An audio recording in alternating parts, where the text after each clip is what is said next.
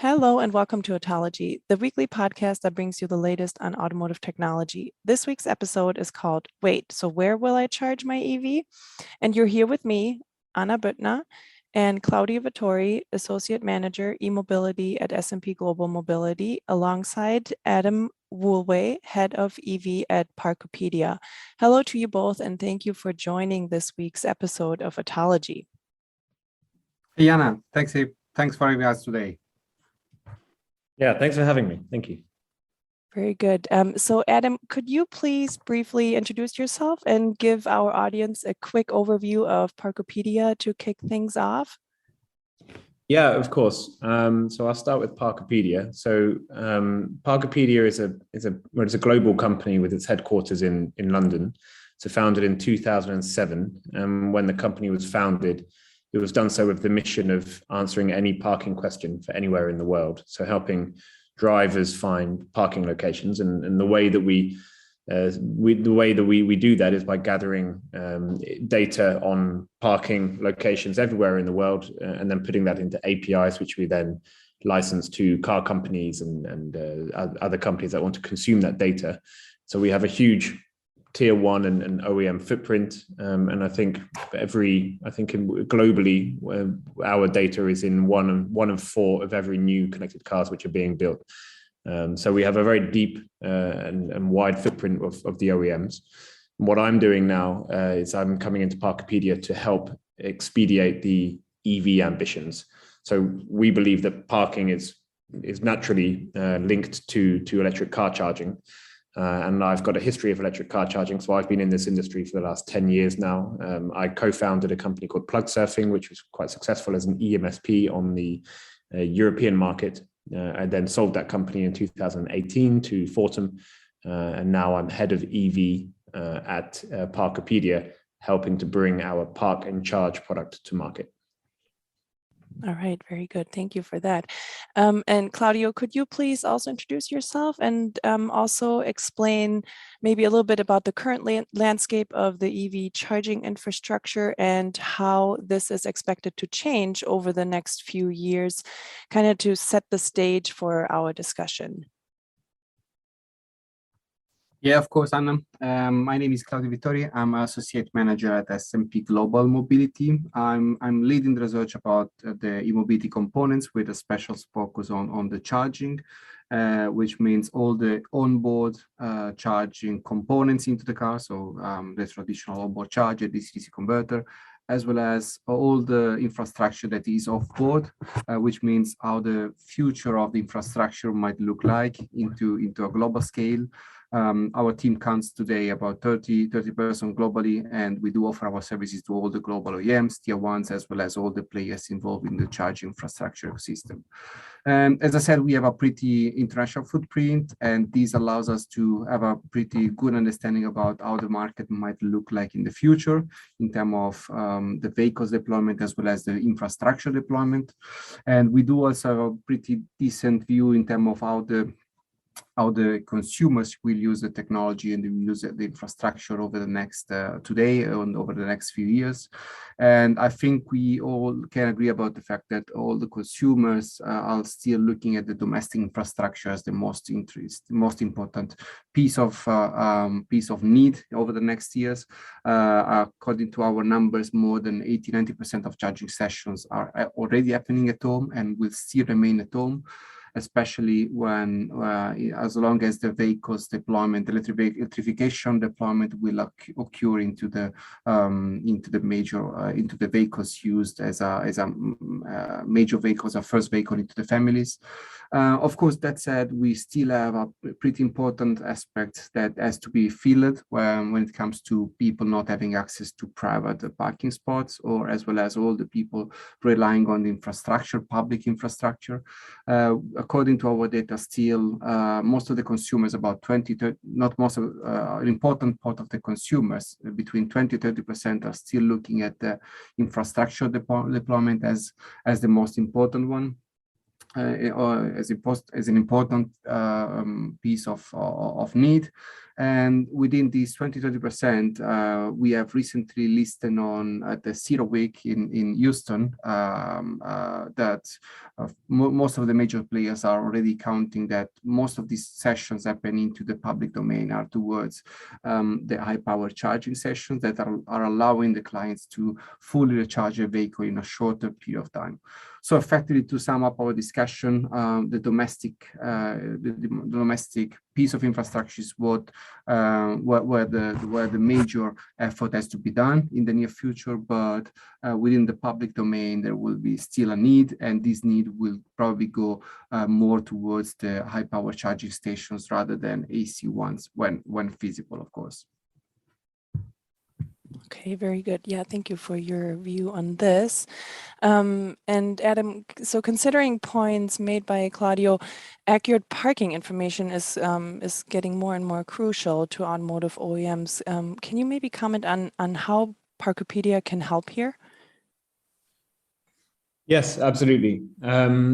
So yeah, a few points that Claudio mentioned, of course. So I think two in particular is that home charging would take up around about 90 to, well, moving downwards about 90 to 80%. So I assume that number to become less over time as we see more people moving to into cities where you don't have access to private charging.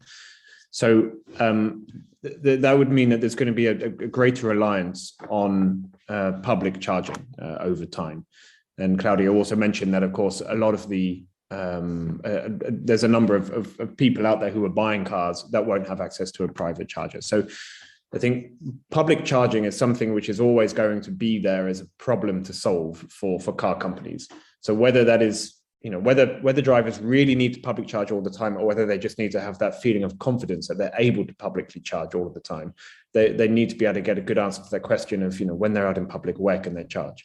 The issue comes around to parking then, because what we're going to see is a huge expansion of the amount of charging infrastructure over the next, say, 7 to 10 years. So, but during the 2020s and into the 2030s, we're going to see probably a factor 10 increase of publicly available charging infrastructure. And then the question comes about where that charging infrastructure goes, because today, across Europe in particular, we see a lot of charging points being put on street, but the business model around on-street charging is very, very thin, and it doesn't really exist. So instead, we're seeing this transition now to publicly available charging points being put on private ground. And what I mean by that is, say, partnerships between charging point operators and car park operators, or retail car parks, or whatever that might be.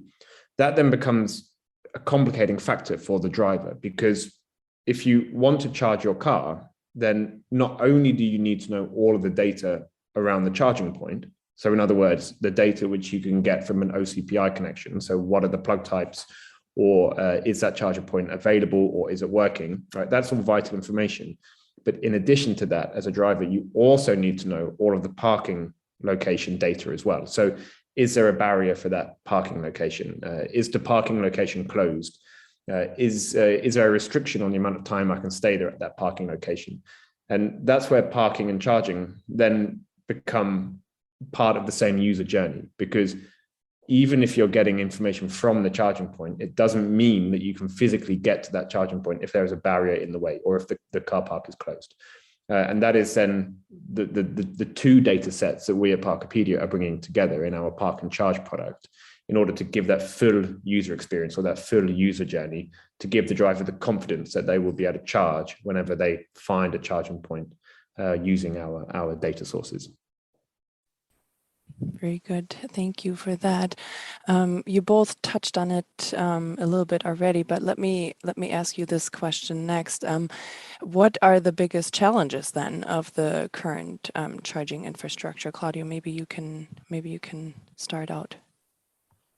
Yeah, I think it's a good question. I mean, and we can probably agree on. I can probably summarize three major points as that has to be covered over the next few years, and I would be happy to listen to Adam's feedback on that, because he's more embedded into the development of public domain. But on my side, I mean, we still have to solve the issue on the consumer acceptance, the consumer perception. According to our latest insight on the consumer survey, most of the consumers are still facing an issue with the infrastructure, and the infrastructure side is perceived as one of the most important bottleneck for the future deployment and development of adoption of electric vehicles overall in the global scale. So we have to definitely improve our process of teaching and widespreading the adoption and the usage of charging infrastructure correlated to the adoption of electric vehicles. The second one is probably the widespread of infrastructure. We already have countries with a pretty well coverage in terms of infrastructure, and within every country we have regions well covered and other not. So we really need over the next few years to enlarge or to widespread correctly the infrastructure when it comes to especially AC, when it comes to public and semi-public infrastructure. And we have seen over the last few months some plans towards into this direction. We have seen like the investments announced by the Biden administration in US, as well as the Fit 55 package delivered last year. So there are some progress in this direction, but we still have a lot of work to be done. And probably the most important piece, as happened across all the industry, across all the sectors, is a matter of reducing the cost of infrastructure and all the underlying price of charging for all the users, to allowing a sort of smooth transition towards internal combustion and electric vehicles on a global scale.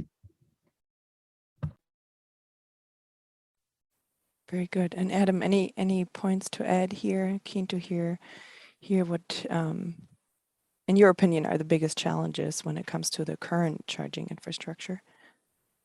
Yeah, thank you. So I think there's a number of, Claudia mentioned a number of good points, of course. I think I'll add to just a few of them. So I think we can start to see real problems with the current infrastructure in the way that we are approaching this market once we consider that we're moving now towards a new phase of EV adoption.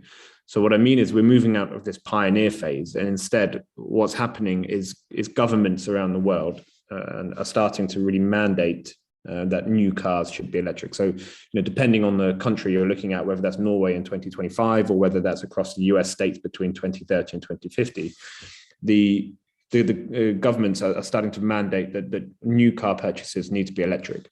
So what we are having here then is a sort of resistant consumer who is having to overcome a behavioral change, because driving and owning and charging an electric car is very, very different to fueling up a petrol car. Yet the user is going to want to have that same convenience and expect it to be as easy as just fueling up with gas. So, I mean, with that, there's, I think, a number of problems around the usability of charging points. So we still have infrastructure which is very fragmented across different networks. We still ask too much of the user in terms of the amount of products which they need to sign up for, or payment methods that they need to understand in order to pay for a charging point. So that hasn't been fully aggregated and seamlessly integrated into the cars yet. And that's something which Parkopedia is also trying to work on. So how can we aggregate charging point operators and create seamless payment from the head unit for parking and for charging? In addition to that, there's Claudia mentioned, of course, the number of charging points. I couldn't agree more that we do need more charging points on the roads, and there's many reports out there about that. But equally, there's reports now about how, I think, frequently I see the number of 30% of charging points that are in existence at the moment are out of order, and this is a huge challenge which we have. It's no good finding a charging point if when you get there it's not working, and this is because of the way that the industry relies on software backends, but at the same time has not had the required investment into these backends, and so we have a very immature market. And this is something which we need to fix through consolidation or through sharing better data between different parties to make sure that you can really rely on the charging points and make sure that they can work. I think finally, we can also look at how many charging points might need to be put in the ground, and we can also look at increasing numbers.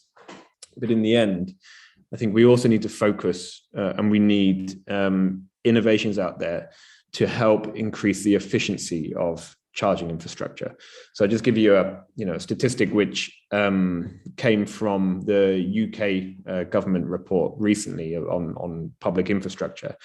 But I think you could find an equivalent piece of information from every market you look into. But in the UK in particular, they were mentioning that there are currently 30,000 public charging points in the UK.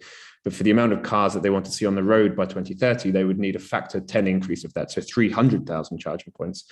However, that came with a caveat that if drivers did not charge efficiently, then that number would need to increase from 300,000 as a target install base to 700,000. So in other words, the government is already planning to invest more than £1 billion into publicly accessible infrastructure. And if people don't charge efficiently, then that's going to add, in theory, an additional £1 billion cost onto that infrastructure need just in the UK market. And the UK is, of course, far from being the biggest market in the world. So in total, if we want a global approach to EV, and if we want to do that in the most cost-efficient way, then we also need to make sure that we can increase the efficiency of drivers charging. And I think for me, that's about sharing more data. It's about making everyone aware about the need to move their car, for example, once they've reached their charging point, or being able to share information to divert drivers to other charging points when they're looking for a charge. All right. Yeah, certainly still a lot of challenges that need to be addressed. So let me ask you as a follow-up question then, what still needs to be done in the future to get to wider or full EV adoption? Claudio, maybe you can start out again here. Yeah, of course. I think most of the challenges have been covered in so far, but I think there are still few other points that we can mention. And Adam raised a very good point about all the challenges of maintaining an efficient network and in operation. And I think also some services related to the cost and to the payment, access and payments have been proven to be very hard over the last few months.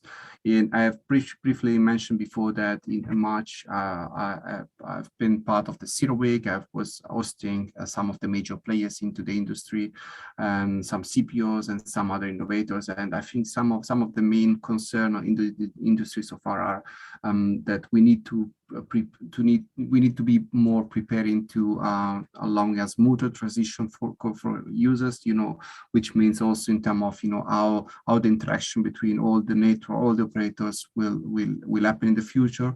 And there was also another major concern about the consumer acceptance of charging infrastructure. I mean, everyone is now investing into the conventional technology, so the conventional plug-in systems.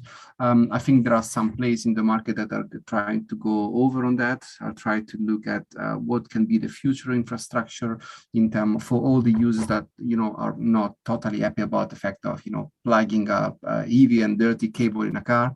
So there are some emerging players looking at, for example, wireless charging solution as well as battery swapping. Of course, these are technologies that have been explored so far. There are players that are investing. I think a mix of all the technologies and the capability of enlarging the options for consumers might be also a good challenge, but also a good opportunity for all to increase the EV adoption on a global scale. Very good. And Adam, maybe a few more notes around how Parkopedia is addressing or supporting the pushing towards wider and full EV adoption with the array of products that you offer. Yeah, absolutely. So I think I don't really have a concern about wider adoption of EV. So I think that since Dieselgate in about 2016 or 2015, I think that the world has, or at least the US and or North American and European markets, have been on a solid trajectory towards EV adoption, and we can see that now with, say, government mandates and the OEM pledges towards reducing their carbon footprint, etc.